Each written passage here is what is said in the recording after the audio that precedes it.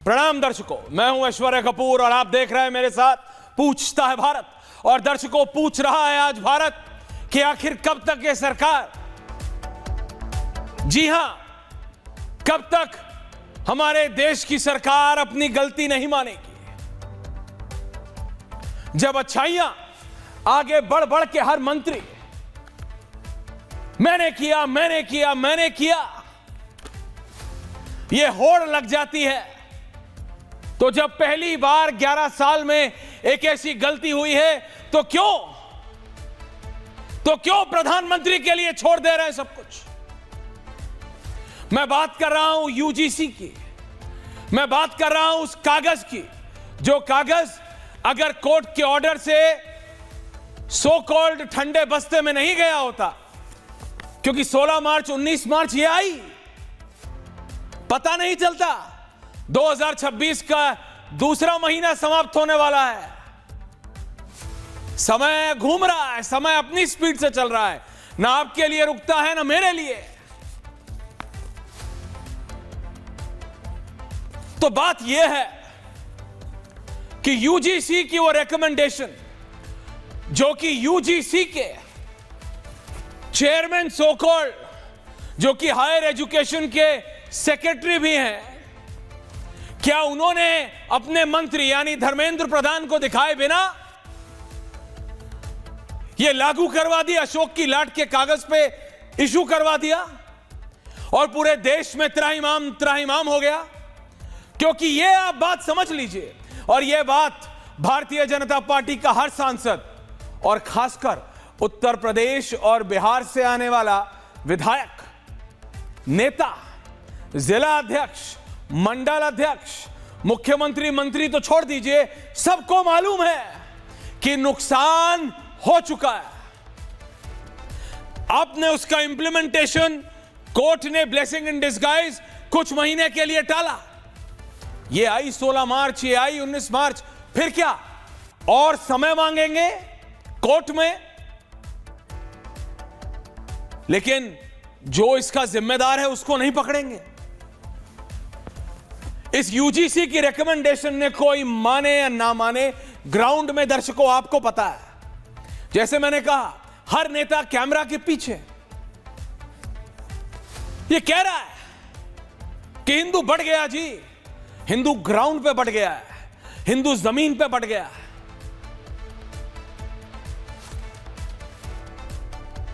ये वो निवाला है, ना निगले जा रहा है ना उगले जा रहा है। अब करो तो करो क्या इसका? क्या सरकार ये बोल सकती है हम कोर्ट में और समय नहीं मांगेंगे? आप समय ही मांगोगे, क्योंकि आपके पास कुछ है नहीं और इस पे। लेकिन इसका जिम्मेदार कौन है? अब क्यों वो 1 दर्जन मंत्री जब कुछ अच्छा होता है तो श्रेय लेने के लिए आगे आते हैं, क्यों उनमें से एक भी और जिसकी जिम्मेदारी है कम से कम वो, क्यों नहीं मान रहे कि this is single handedly the biggest mistake which has happened in the last 11 years as Modi as the Prime Minister. Ever since जब से भारतीय जनता पार्टी सत्ता में आई है, प्रधानमंत्री कहते हैं एक रहोगे तो सेफ रहोगे। बीजेपी का political ideologue RSS Mohan Bhagwat ji कहते हैं साथ रहो, एक रहो। उत्तर प्रदेश के मुख्यमंत्री कहते हैं बटोगे तो कटोगे। देश के गृह मंत्री कहते हैं एकता में बल है, एका चाहिए। ये 4 सर्वोच्च नेता, प्रधानमंत्री, गृह मंत्री, आरएसएस प्रमुख और उत्तर प्रदेश के मुख्यमंत्री, ये चारों नेता कहते हैं एक रहो हिंदुओं, एक रहो। लेकिन इन्हीं की सरकार में, इन्हीं के एजुकेशन डिपार्टमेंट में नाक के नीचे से ये कागज आ जाता है और पूरे देश में स्वर्ण बनाम पिछड़ा का ये एक जंग शुरू हो जाती है। Yes, I am not over sensitize, ये है जंग। आप देखिए तो यूनिवर्सिटियों में आप देखिए तो कॉलेजों में जितने बच्चे क्लासों में नहीं हैं, उतने बच्चे बाहर कैंटीन के बाहर बैठ के किसी एक छात्र नेता का इसी पर भाषण सुन रहे हैं। जिस दिन से ये यूजीसी का आया, उस दिन से बहन जी की पार्टी में, बीएसपी में अचानक दिव्य शक्ति आ गई है। बहन जी ने कल कहा, हम ना इनके साथ जाएंगे ना उनके साथ, ये सब बहुजन समाज के खिलाफ वाले लोग हैं, हम अकेले जाएंगे। जाइए।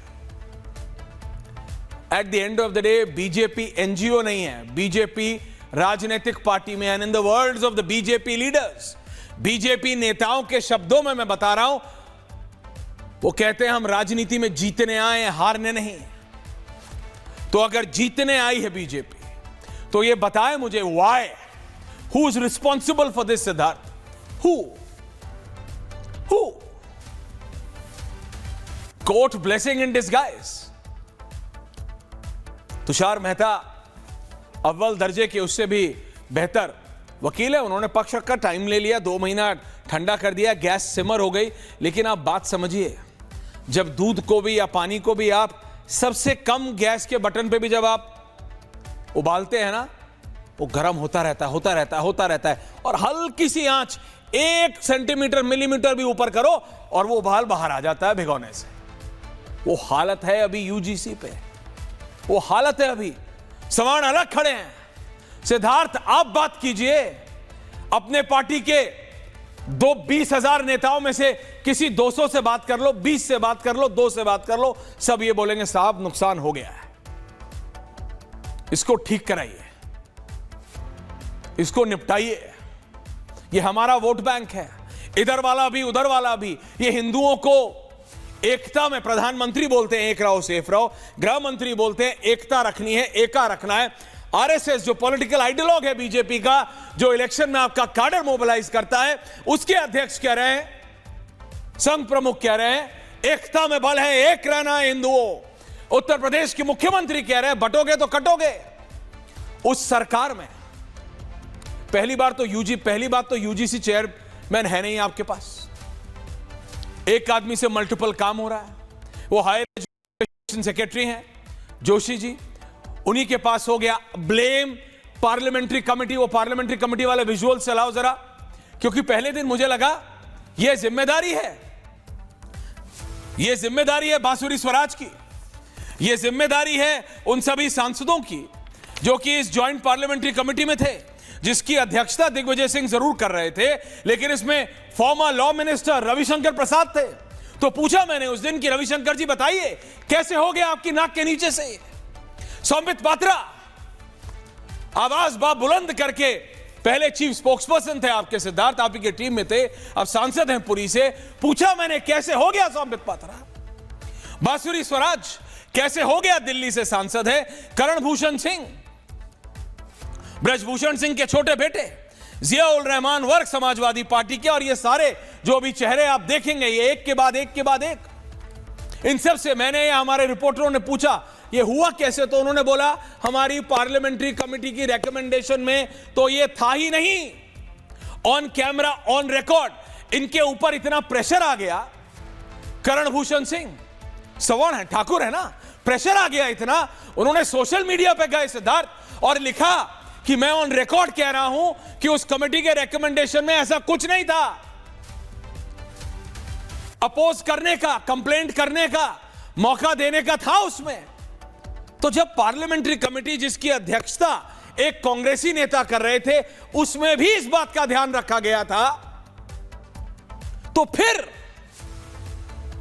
यह कागज हुआ कैसे, यह कागज साइन हुआ कैसे, यह कागज अप्रूव हुआ कैसे, यह कागज नोटिफाई हुआ कैसे, किसकी मर्जी से, किसके अप्रूवल से, या नजरअंदाजी में हुआ? तो मानिए कि नजरअंदाजी है। And as I said, this is the single, ये 2014 से लेके 26 तक की सबसे बड़ी गलती है जो इस सरकार में हुई है। जो प्रधानमंत्री, गृह मंत्री, आरएसएस प्रमुख, उत्तर प्रदेश के मुख्यमंत्री, जहां 27 में चुनाव है, जहां इसका सबसे ज्यादा इंपैक्ट पड़ना है, जहां जातियां सबसे ज्यादा बोलबाला है जातियों का, जातियों के दम पे वोट पड़ता है, उसमें बटाव हो गया। अगले 50 मिनट के बाद उत्तर प्रदेश के मुख्यमंत्री और संघ प्रमुख मोहन भागवत की लखनऊ में बैठक है। It's very important. पता है क्यों? क्योंकि ये दोनों प्रधानमंत्री की तरह, गृह मंत्री की तरह कहते हैं एकता में बल है, एक रहो हिंदुओं, एक रहो तो जीतोगे। लेकिन फिर भी इसी सरकार में एक लेटर जारी हो जाता है और उसके बाद समाजवादी पार्टी, राजकुमार भाटी जी, अखिलेश यादव, सबको लगता है yes, this is what we were waiting for. Awadhesh ji, exactly ये इमोशन था, ये इसी की वेट कर रहे थे। एक गलती हो गई बस, दिस इज अमेजिंग। कुछ करना नहीं पड़ेगा अब, ग्राउंड रियलिटी पे। मैं आपको बता रहा हूं, आप उन नेताओं से बात करो जो कि भावी कैंडिडेट हो सकते हैं। कांग्रेस वाले से बात करो, सपा वाले से बात करो, बसपा वाले से बात करो, आम आदमी पार्टी वाले से बात करो या बीजेपी वाले से बात करो, पांचों एक ही बात बोलते हैं, हो गया जी, हो गया, गड़बड़ हो गया, इसको ठीक करना बहुत जरूरी है। पर कैसे, किसी को नहीं पता। बोलो जी, ना इंप्लीमेंट कर सकते हो ना वापस ले सकते हो। इंप्लीमेंट करोगे तो सवर्ण हाथ से गया, वापस लोगे तो बोलेंगे जी पिछड़ा के खिलाफ है, जबकि ये उनके साथ भी नहीं है। लेकिन एक्सप्लेन कैसे करोगे? फार्मर लॉज में आप देख चुके हो, फार्मर लॉज में आपने देखा, आप कहते रहे, आखिरी दम तक कहते रहे कि किसानों के उत्थान के लिए था वो, किसानों के बेहतरी के लिए था वो, लेकिन क्या करना पड़ा? वापस लेना पड़ा ना, क्योंकि विपक्ष ने परसेप्शन बना दिया। वो परसेप्शन वॉर जो आपकी स्ट्रेंथ थी, अब आपकी वीकनेस है। और ये रियलिटी है। मुझे नहीं पता सिद्धार्थ कोई ये बोलता है आपको कि नहीं बोलता, बट दैट्स द रियलिटी। 19 तक आपकी स्ट्रेंथ थी, 24 आते आते वो वीकनेस बन गई। Farmer laws is an example of it. आप किसी सेक्रेटरी से बात करो, किसी नेता से बात करो, बड़े से बड़े, छोटे से छोटे, वो कहता है किसान लॉज वर नॉट बैड, गंदे नहीं थे, गलत नहीं थे। किसानों को समझ आएगा 5 साल 7 साल बाद, जब ये बिचौलिए सब खाके सब समाप्त कर देंगे। लेकिन वापस लेना पड़ा ना, क्यों? क्योंकि परसेप्शन बन गया था, माहौल बन गया था। इस यूजीसी में आपने कोर्ट में गया, समय ले लेंगे आप, लेकिन माहौल बन गया है। और यह माहौल ऐसा है कि शांत होने का नाम नहीं ले रहा है।